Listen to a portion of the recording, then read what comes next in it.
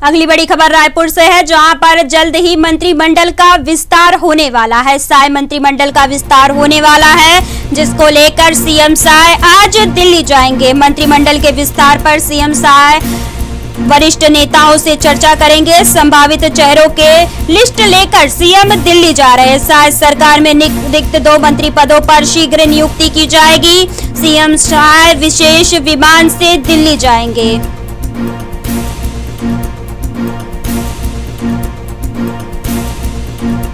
Sai cabinet का जल्द ही विस्तार होने वाला है, जिसको लेकर सीएम साय आज दिल्ली जाएंगे, जहां पर वह पार्टी के वरिष्ठ नेताओं से चर्चा करेंगे। एक संभावित लिस्ट लेकर सीएम विशेष विमान से दिल्ली जा रहे हैं।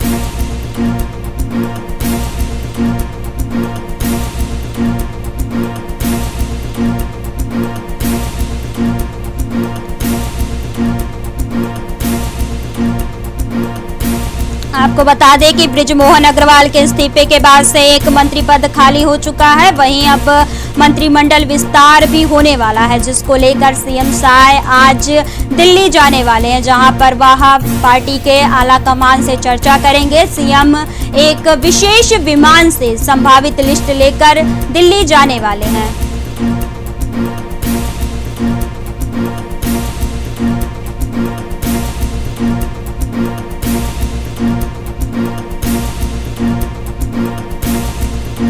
रायपुर से बड़ी खबर हम आपको बता रहे हैं, जहां पर साय मंत्रिमंडल का जल्द ही विस्तार होने वाला है। आज सीएम विष्णुदेव साय दिल्ली जा रहे हैं। मंत्रिमंडल विस्तार पर सीएम आज पार्टी के वरिष्ठ नेताओं से चर्चा करेंगे। नए चेहरों की तलाश की जा रही है। संभावित चेहरों की लिस्ट लेकर आज सीएम दिल्ली जा रहे हैं। आपको बता दें कि सीएम एक विशेष विमान से दिल्ली जा रहे हैं।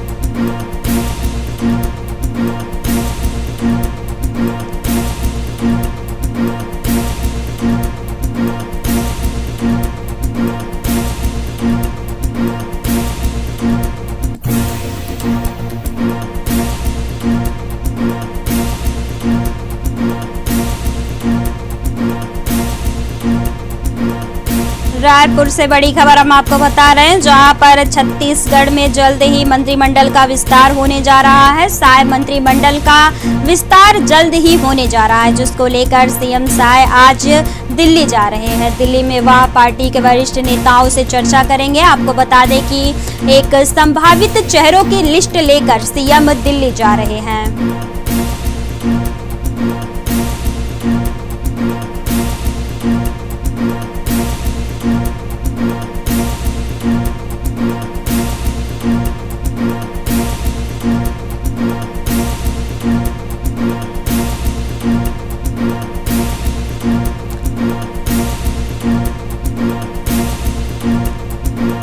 खबर पर अधिक जानकारी के लिए छत्तीसगढ़ स्टेट हेड सचिन श्रीवास्तव हमारे साथ जुड़ चुके हैं। सचिन जी, साय मंत्रिमंडल का विस्तार होने जा रहा है, जिसको लेकर सीएम साय आज दिल्ली जा रहे हैं, क्या कुछ जानकारी है? जी बिल्कुल मैं आपको बता दूं सबसे पहले कि छत्तीसगढ़ में जो मंत्रिमंडल का विस्तार है वो लगातार सुर्खियों में रहा है। और इसके साथ में ही अगर मैं बात करूं, जैसे बृजमोहन अग्रवाल की जब से उन्होंने मंत्री पद को छोड़ा है और मंत्री पद को छोड़ने के बाद लगातार उनकी जगह कौन मंत्री बनेगा। देखिए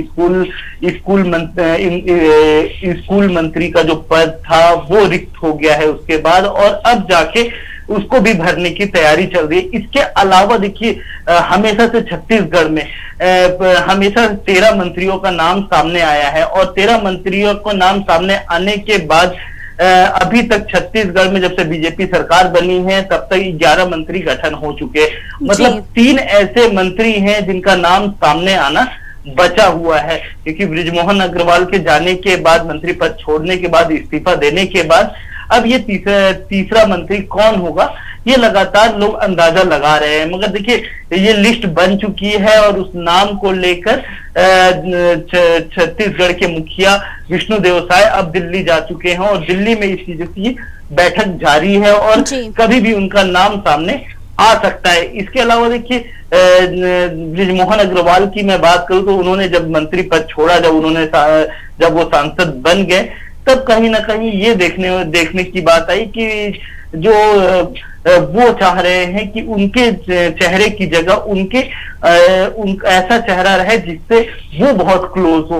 वो लगातार प्रयास कर रहे थे कि उनकी जगह उनका एक चेहरा हो जिससे जो मंत्री पद उनको मिला है वो उस पद को ग्रहण करे और जो चीजें सुचारू रूप से चल रही थी वो चलती रहे।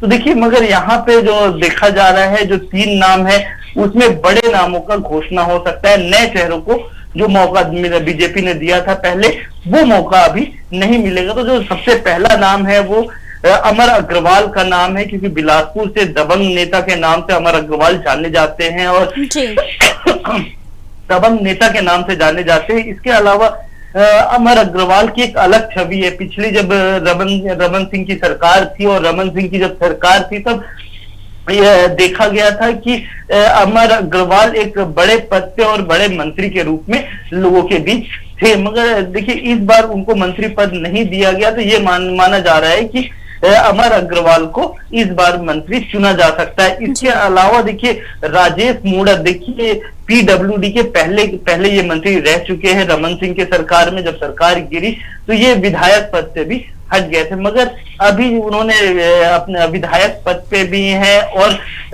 इस बार ये भी माना जा रहा है राजेश मूणत इस दौड़ में कहीं ना कहीं आगे चल रहे हैं कि उनको एक मंत्री पद जरूर मिलेगा। और देखिए, वो बीजेपी जो संगठन है उसमें सबसे अच्छी बात क्या होती है, जिसको जो जिम्मेदारी दे दी जाती है वो जिम्मेदारी पूरी तरीके से लोग निभाते हुए नजर आते हैं। क्योंकि देखिए, साफ तौर से बीजेपी अपने लोगों को किस तरीके से आगे बढ़ती। देखिए, इसके पहले जो मंत्रिमंडल गठन हुआ उसमें कई ऐसे चेहरे थे, कई नए चेहरे थे जिनको ये मौका मिला था कि इस बार उनको मंत्रिमंडल में रखा गया। और इसके बाद देखिए, पुराने जो चेहरे थे, जो बड़े चेहरे थे, उनको वहीं पर रोक दिया गया। तो इस बार माना जा रहा है जो 3 मंत्रिमंडल है इसमें पुराने चेहरे को मौका मिलेगा और उस पुराने चेहरे में ये लता हुसैन भी चल रही हैं और उनका भी नाम बहुत ज्यादा आगे, क्योंकि बस्तर से देखिए, बस्तर से लता हुसैन लगातार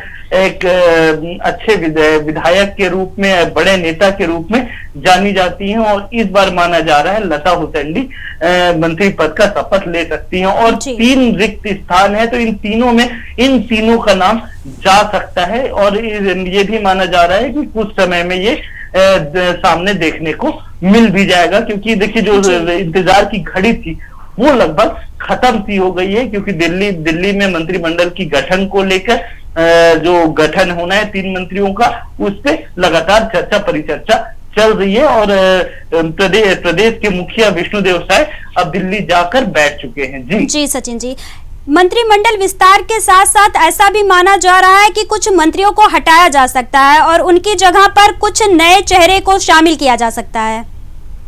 बिल्कुल, देखिए, ये एक मान्यता है कि बीजेपी इस बार कुछ बड़ा परिवर्तन करेगी, क्योंकि पुराने कुछ मंत्री हैं जो, देखिए, विधानसभा चुनाव खत्म हुए कुछ ही समय हुए हैं, 6 महीने का समय हुआ है विधानसभा चुनाव खत्म हुए, और विधानसभा चुनाव खत्म होने के बाद तुरंत में मंत्रिमंडल घोषित कर दिया गया था। और उस मंत्रिमंडल में देखिए, खासकर नए चेहरे और कुछ ऐसे चेहरे जो लगातार मंत्री पद में लगातार थे और अभी और देखिए, उसके बाद कुछ मंत्रियों को ऐसा शुरू से माना जा रहा था कि कहीं ना कहीं इनकी छटाई होगी, इनको हटा के नए मंत्रिमंडल में नए चेहरे को रखा जाएगा। तो ये देखिए, ये स्वाभाविक सी बात है कि ये चेहरा कौन सा होगा जिसको बीजेपी हटाने की तैयारी में लगी हुई है। क्योंकि देखिए, अभी तक जितने भी मंत्री हैं वो अपने काम को दिखाने के लिए लोकसभा में जिस तरीके से उन्होंने अपने आप को जोर देके काम करवाया और लोकसभा में जिस तरीके से अपने आप को प्रेजेंट किए वो लोग, और देखिए, लोकसभा में 9 से 10 सीट बीजेपी ने निकाला। तो कहीं ये माना जा सकता है कि किसी भी कार्यकर्ता से लेकर चाहे मंत्रिमंडल की बात करो, किसी पे उंगली नहीं उठाई जा सकती है जितनी मेहनत उन्होंने किया है। मगर ये एक बड़ा सवाल है कि कौन सा चेहरा जिसको हटाया जाएगा और जब हटाया जाएगा तो उसकी जगह किसको डाला जाएगा। क्योंकि देखिए, सारे बड़े चेहरे हैं कुछ चेहरे को छोड़कर। क्योंकि देखिए, अगर मैं बात करता हूं कि जो ऐसे चेहरे हैं जो ज्यादा प्रतिभा नहीं दिखा रहे हैं, जिस तरीके से बीजेपी को अपेक्षा था उस अपेक्षा से खड़े नहीं हुए हैं, तो ये माना जा सकता है कि उस चेहरे की जगह एक नए चेहरे को मौका मिलेगा और उस चेहरे को ही लेकर बीजेपी आगे बढ़ेगी। देखिए, इसमें 4 मंत्रियों का गठन होना है। 3 मंत्रियों का नाम मैंने आपको बताया कि इनका नाम सबसे आगे में चल रहा है। इसके अलावा जो चौथा नाम है वो किसी पद को खाली करके, किसी मंत्रिमंडल को हटा के, मंत्री को हटाकर वहां पे दूसरा नाम दिया जाएगा। जी। अगर बात करें पार्टी की रणनीति की, तो मंत्रिमंडल विस्तार और मंत्रियों को हटाने को लेकर क्या कुछ रणनीति देखने को मिल रही है?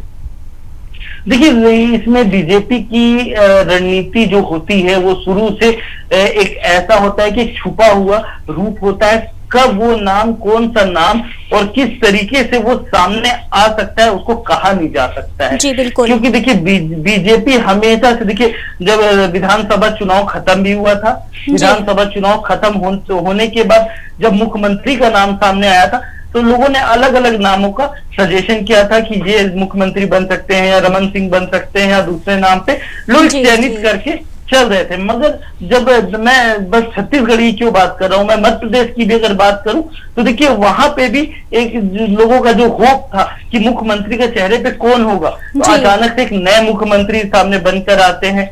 वैसे ही छत्तीसगढ़ में भी मुख्यमंत्री के नाम से एक नया चेहरा आता है, एक आदिवासी नाम का चेहरा सामने आता है और उनको मुख्यमंत्री का शपथ दिलाया जाता है। तो ये जो रणनीति है बीजेपी की, वो केंद्र से ही निश्चित की जाती है कि किसको मंत्री बनाया जाए, क्या वो पार्टी को आगे बढ़ा सकता है या पार्टी में लोगों को जोड़ सकता है, उसका वो कितना दमदार है, कितना।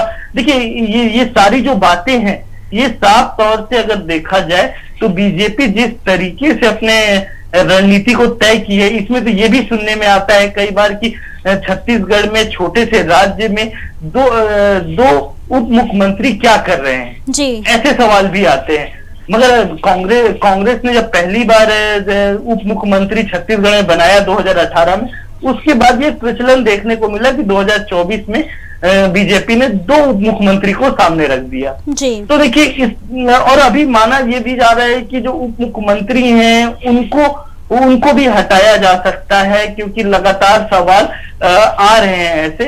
और जब किसी राजनीतिक कार्य के पास बैठते हैं तो वो अपनी जो बातें कहते हैं वो इसी तरीके से बयां करते हैं। तो कहीं ना कहीं बीजेपी अपनी रणनीति को बहुत गोपनीय रखती है।